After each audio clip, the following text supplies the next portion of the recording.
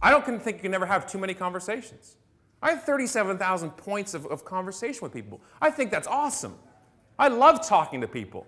I can't go out every night and talk to them. I live in Oakville. I like my sheltered life. I don't want to go out. I want to see my son once in a while. I did Twitter out of necessity. I couldn't go out to the networking events. My girlfriend and my son were in a car accident. She got a brain injury. I had to stay at home. I said, I need to get out there. I need to be out there without having to leave home every single night. And I found that in Twitter. And I found more caring, smart, funny people on Twitter than I ever have anywhere in my entire life. Entire life. Yeah. Including you guys. And the reason why I know them is because we get to talk together. Now, you don't have to tweet that much. And some people can't. People say, well, what do you do all day, Scott? I got to ask that like 5 times tonight. What do you do? Instead of this. What do you do? I tweet. I play on my iPad. I play Xbox, and I tweet all day. That's my world. That's my job. My job is I'm the CRO of my company. I'm the Chief Relationship Officer. That's what I do.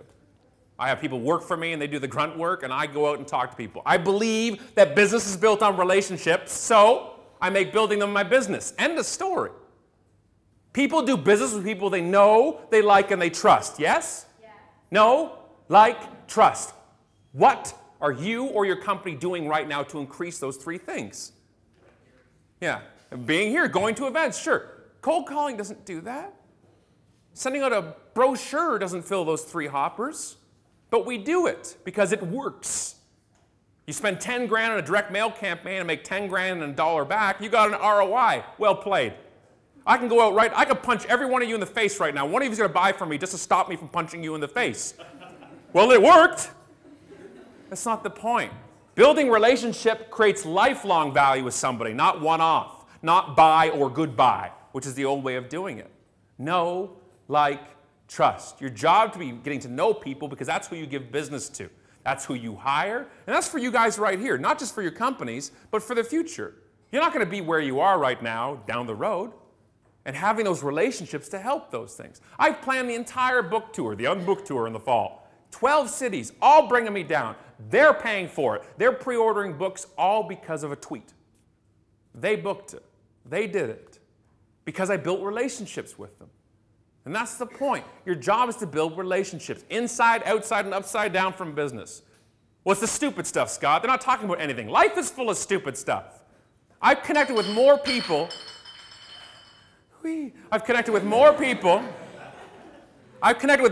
by talking about raw bass and DJ Easy rock songs than I have talking about marketing. You know why? Because it's non-threatening communication. When we can talk about driving here, I put in the Dance Mix 93 CD in there. We connect with people like that, right? Jump around, just don't jump on my lawn. Yeah, exactly. That's how we connect. You go to a networking event sometimes and you feel like, well, what do you want? What are you trying to get? On Twitter, the guard's down. I love that, because I love people. I hate them, and I love them, too. I love great people. I'll do anything for people I know. And that's the difference. And there's some people you don't like and don't know. And then there comes the trolls. There comes the bad people. Back, you know, my fellow geeks, mid-90 geeks here, you're all here, IRC channels, message boards, yeah. I love you. So the trolls, their job was simply to usually insult your mother, right? And to get a rise out of you. The irony was they usually lived in their mother's basement, so it was just a huge part of irony. It's like an Alanis Morissette song. And so they bait you. I get baited every day on Twitter. Every single day, somebody takes a shot at me. Sorry. Yeah, that's okay, man. I know it's out of love. I know. Yeah, exactly. That's funny. When you guys get somebody, and they will eventually take a shot at you or your company. This is an awesome idea, by the way. I love this. Yeah, it's good. Awesome. Good times. Bottles are good. People are going to take a shot at you.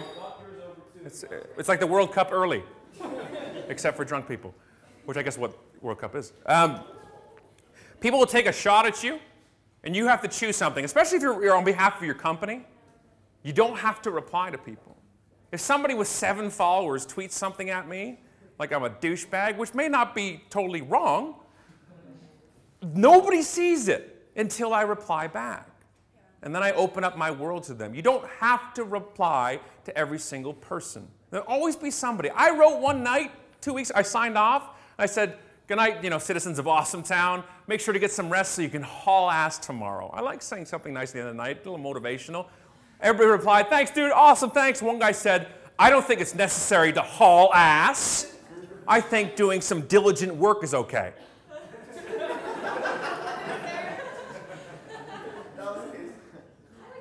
I went to bed, and I woke up still doing this.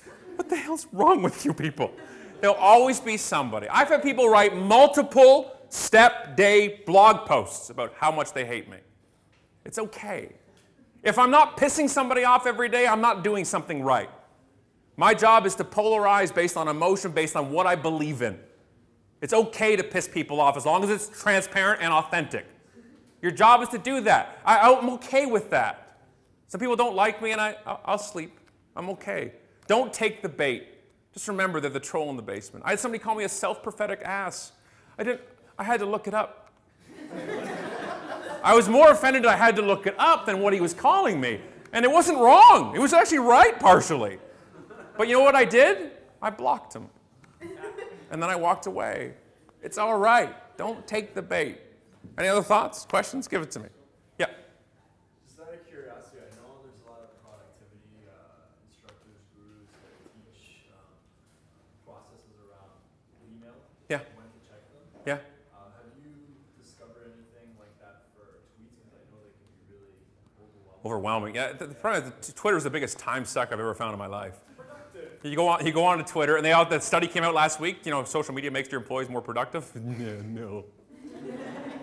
I think that was commissioned by Facebook or something, because there's no way. There's no way.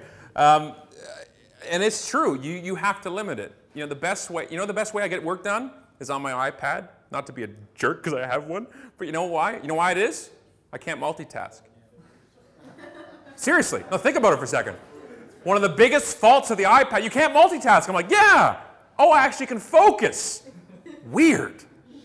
I'm the guy with TweetDeck open usually, and a Word document, and the 17 Firefox tabs going, and ding, right? It's like crack for geeks, right? Bing. And the tweet, somebody said something, I have to see it, in one of my 19 columns, right? We're seriously like that. Focus, I have to do that. I actually will have time now where I'll hop on Twitter. I have to regulate myself to do that. It's incredible because it is a huge time suck.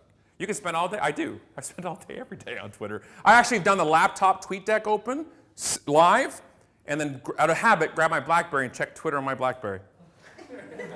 I need help. This crew is actually from A&E Intervention, and I'm gonna have a seat and we're gonna talk right now. That's the problem. That is a huge issue. You have to, especially when you work for yourself. I don't have a boss, and that's scary. That's a hard thing to deal with. When my assistant, who I have for 5 years now, who I hire to kick my ass to get work done, I get mad at her. Well, I'm the boss. She goes, well, you're an idiot. Good call. And I have to stop. So it's true. I have to police it. It's a dangerous thing because my stream is so full of stuff, and @replies are so full of stuff. And I'll give you a tip here, too. My biggest mistake, my biggest regret, if I go back and start Twitter again, is I would not auto-follow back people. I did that when I first started. I follow 30,000 people right now. I just got an ulcer in my eye because of it. I stressed out behind me. You get that headache behind your eye? Just by saying that. Think of how my Twitter stream looks. Wow. Think about it for a second. And do you know why I auto-followed them back? Because I thought it was the nice thing to do. I thought it was a courtesy. I thought it was an obligation. Following back is not an obligation, courtesy, or being nice. You follow back people who tweak this. People who interest you. People who make you laugh. Do it. Be the Twitter tweeva.